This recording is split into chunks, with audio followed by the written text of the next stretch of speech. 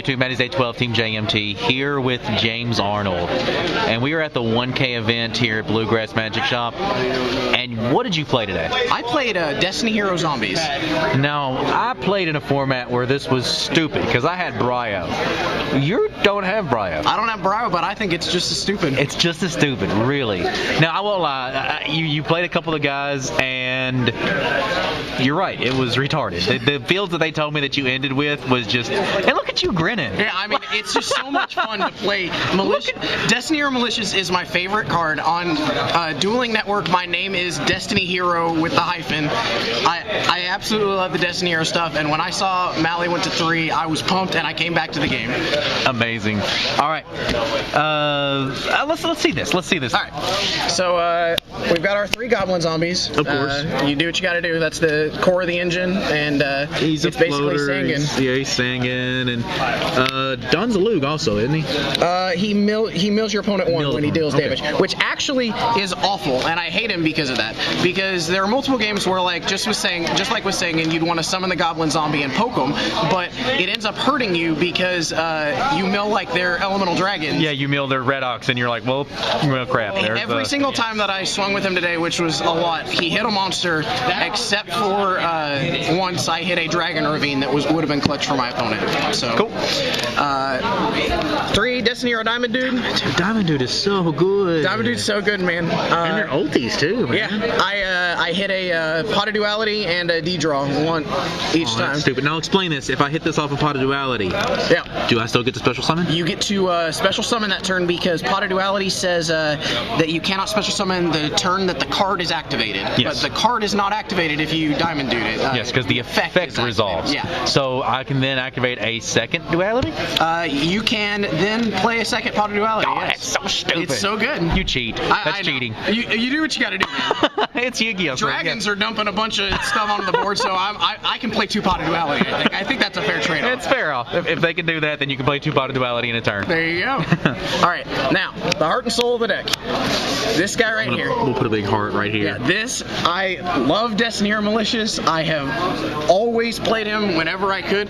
When I was younger, I could not afford them, but now I've got them, and everything that I build has Mally in it. I've been thinking about Mally in Black Wings because you can summon Blizzard, get back Shura, sack the Shura for Acres, attack, pop their back rows, sync Blizzard with Malicious, make an 8-star, and just go to town. Like, there's so many things. I'm starting to get the impression that you like Malicious. I love Destiny Malicious. I've heard that once or twice. Little known fact. So yeah, he's the heart and soul of the deck. You want to just get these into the grave as quickly as possible and make some 8-stars and punish your opponent. Because the deck is very reactive. While the deck is explosive, you generally want to hold off on your explosive play until after they've made a board, because it's very good at making a board that dismantles theirs. But it's not usually the deck that you want to make a board and then just they can't beat your board. So you want to wait for them to go off and do their thing, and then you survive, and then you make a board that beats theirs, and then they can't come back. Fair enough. So Malicious, best thing ever. Pyramid Turtle. Ooh, and they're shiny. They are shiny. I've had those for way longer than I want to admit that I've been playing this game. Pyramid Turtles, it's just like a Mystic Tomato, except you can grab Mizuki, you can grab Goblin Zombie, you can grab Plague. You can grab any zombie. You can grab any zombie monster that's played in the deck, and you can get them in defense mode, so you don't take damage like you would for Mystic Tomato getting stuff into attack mode. Here's the Mizukis. At 2. Why is this at 2? He's at 2. I don't know why it's at 2, but all I know is I'm going to play with it as long as it is at 2. Yeah, fair enough. Along with the Plagues, which are also at 2. Which it's just crazy that they're letting me do this. Like, I love it. Like, it's just a +1. Like, the body is so relevant. It's like Stratos. Like, there's certain cards that like will +1, but like they aren't that good because the card that is +1ing the card that is being plussed off of isn't good by itself. But a 1700 monster, like, that gets over a lot of things. And so the card itself is relevant, and then once it dies, it becomes very relevant. Yeah. So too good. We played a Caius. I generally will play Caius and pretty much anything that has a Sangan-like effect. And Goblin Zombie, you set the turtle, turn 1, they kill it, and then you go get the Goblin Zombie, and then you sack the Goblin Zombie for Caius on your turn, get the +1, and banish the guy. Remove the, and then Gores, because they're still letting me play with that, so I will. Okay, fair enough. Alright, there's the monsters. Spells. 3-Pot of Duality. Of course. This helps the Destiny Hero engine not be terrible. You're able to filter, if you have a D-Draw in hand, you can go grab a Destiny Hero, and if you have a Destiny Hero in hand, you can go grab a D-Draw. Okay. And you're able to just filter through your draws. My D-Draws. D-Draws, you love some D-Draws. Yeah, I love me a D-Draw, man. You can pitch Diamond Dude, you can pitch Malicious, you just do what you gotta do and you dig through your deck. And, where's a lure? You gotta have a lure. Oh, we do have a lure. We got a lure? We have a lure. And what's great, again, guys, if you hit any of this off of Diamond Dude, you get the effect. Yeah, you get it for free. The effect just resolves. So you get to draw 2 cards. Don't have to remove. You just get to draw 2 cards. Yep. You get to draw 2 cards. You don't have to discard it. Destiny Hero. You just get to draw 2 cards. Yep. And you get to pick one. Pick a 3. There you go. Or you can hit Dark Hole. Hit Dark Hole. That's my first at LOB Dark Hole. That's awesome. I hit Dark Hole in testing a lot. I hit Dark Hole off of Diamond Dude, and while your opponent, like, it basically makes your opponent not play anything next turn because they know you can just activate a Dark Hole for free next turn. Yeah. So they won't make a board because you can just Dark Hole it. So dumb. So then your Diamond Dude lives because they don't want to summon a guy just to have it Dark Hold. So then your Diamond Dude can go off again or help you make 6 stars. So that's stupid. MSTs, do what you gotta do. Book. Like book. Yeah, and Burial. So good. So good.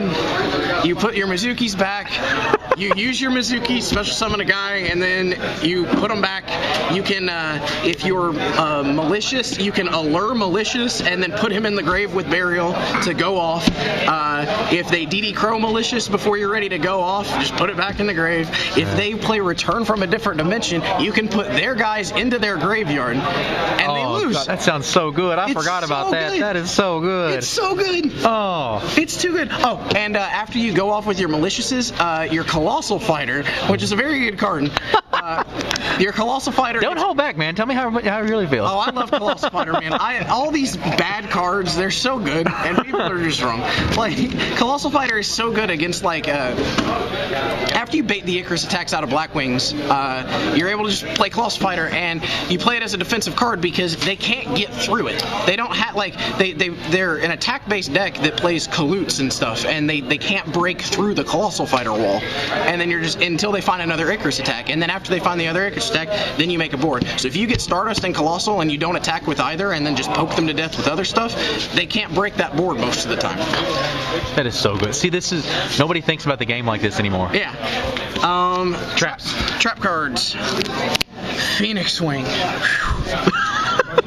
I have a feeling you love Phoenix Wing also. I have been playing this card, and it has been terrible for a very long time, and they put Compulse down to 1 now, and this card does a very good compulsory evacuation device imitation, and it also pitches Malicious, which is very important if you don't draw the D draw. Now I won't lie, I'm not a big fan of the Phoenix Wing one. Sure. Raigeki Break. A lot of people play Raigeki Break. Why not Raigeki Break? Because this is able to deal with boards that have already been created. Raigeki Break is better most of the time against boards that are in the process of being created. Like, you don't want to, like, spin your opponent's Debris Dragon to the top of their deck. You want to Raigeki Break the Debris Dragon and deal with the Dandelion or whatever they brought back out.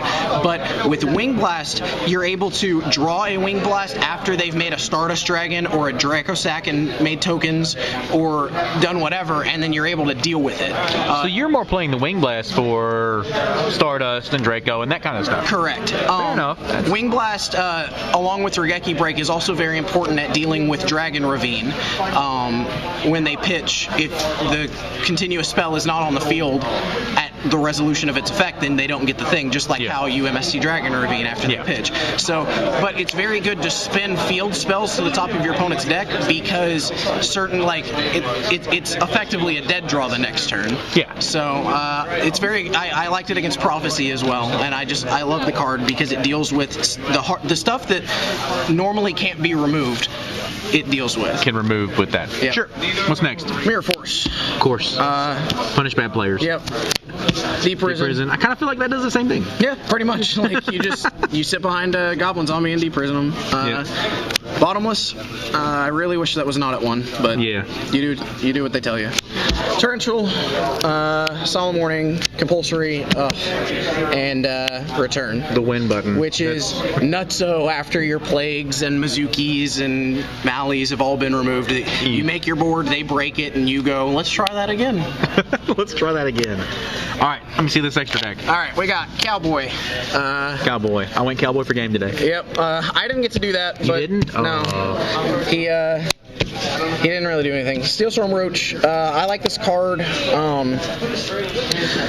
It's not, obviously it doesn't do anything to the dragons when they activate their effect, but there are certain decks like Agents, and it's very good against the rogue decks. Okay. Or the Tierish too. And it also against certain hands that dragons draws, like the more plant-oriented hands with debris dragons and stuff. Yeah. It's very good against those. Okay.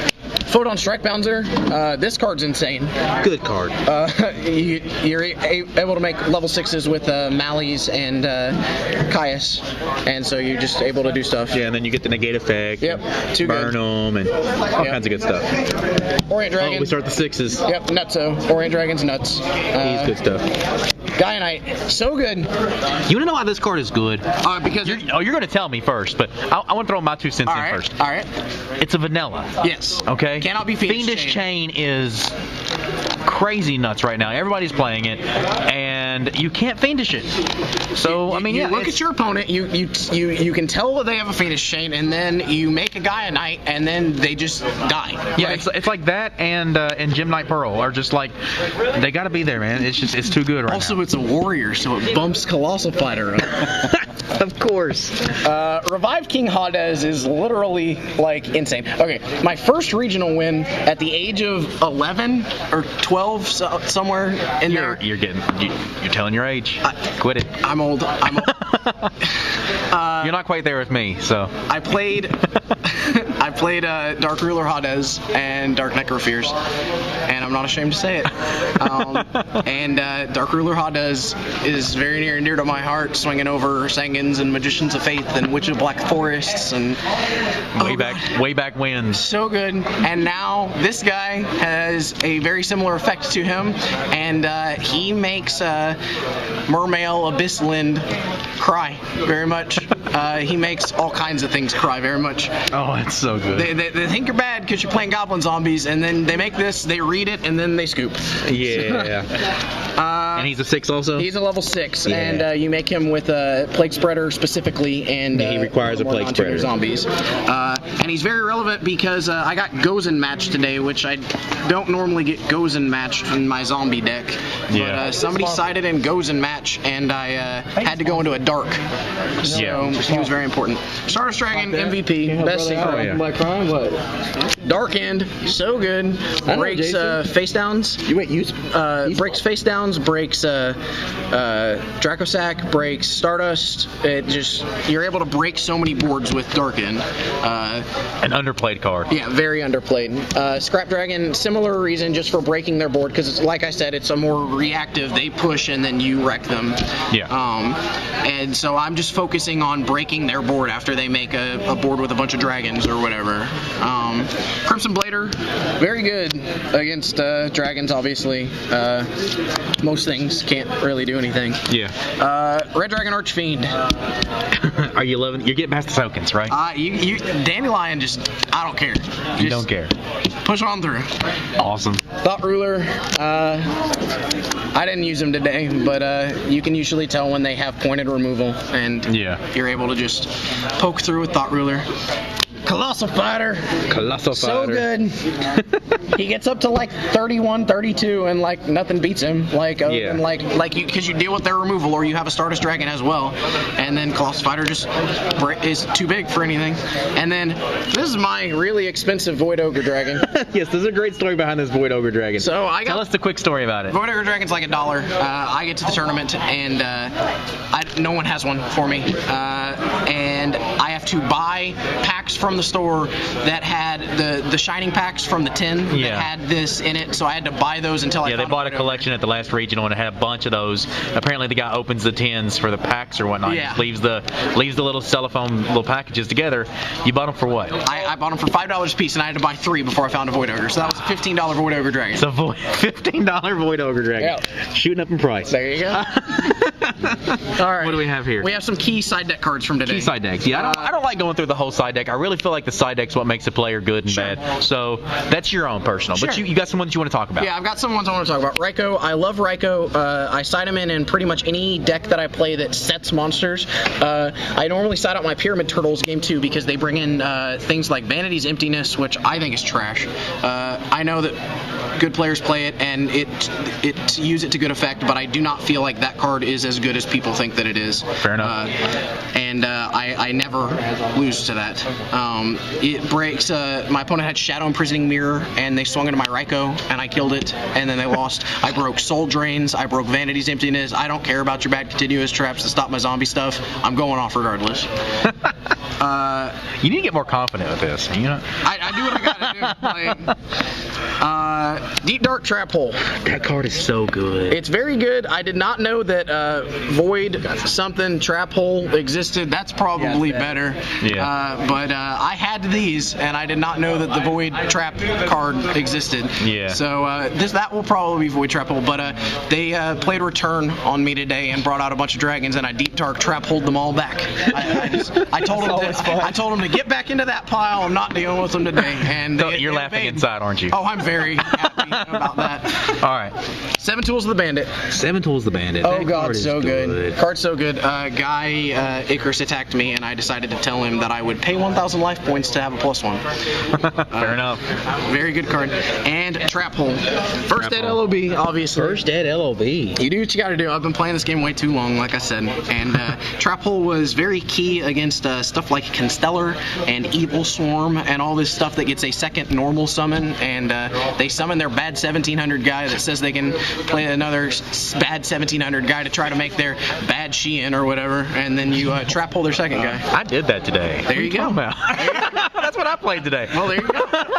The deck's not bad, but all those guys are bad. Like, they make good guys, but you Trap Hole the second one, Yeah. and they go Trap Hole, and then you win. So, guy had 3 black whirlwinds and normal summon Sirocco, and I told him no. There you go. All right, now, there was a story floating around today. You ended a board with 4 back row and 2 Stardust. Your first turn. Show this off. I gotta see this.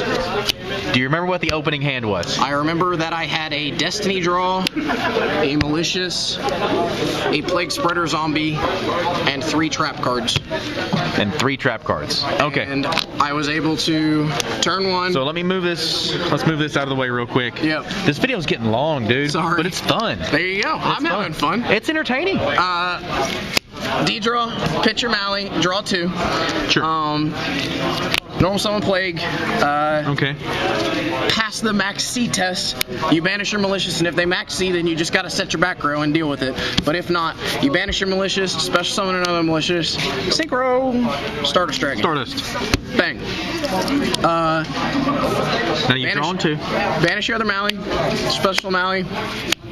Put a card on top for Plague. Make another Plague. Exile that. Or banish it, or whatever you kids call it now. Whatever you kids call it now. Play your other Stardust. You've got 2 of these banished. And that. And then I had 4 other cards, so I set them. 4 other cards. And then he just kind of looked at his hand, and it was a very good player, but like, I had Solemn Warning, Mirror Force, Dimensional Prison, and the other card was Return from a Different Dimension. So he went into my turn, and I flipped Return, and then brought back. and you don't really come back from that. So That's mean. yeah, because then you're like out of cards in hand because you set all your stuff. So you make Void Ogre Dragon, and then they can't activate spells, traps, or cards that destroy cards. And those are mostly what Yu-Gi-Oh cards do. So, Yeah. That's so good, man. and so I had a lot of fun today playing with some of my favorite cards and did decent too. How'd you do? I ended up going 4-3. I was 4-1, lost 2 in a row. I think so. And I ended up losing 2 in a row there at the end. And just stuff happens. Yu-Gi-Oh That's happens. cool. They summon some dragons and sometimes you lose. Dude, this is so much fun. There you go. I love you, James. It's Love you too. awesome. I appreciate it, man. Subscribe, comment down below, show us how much you love See you it. guys.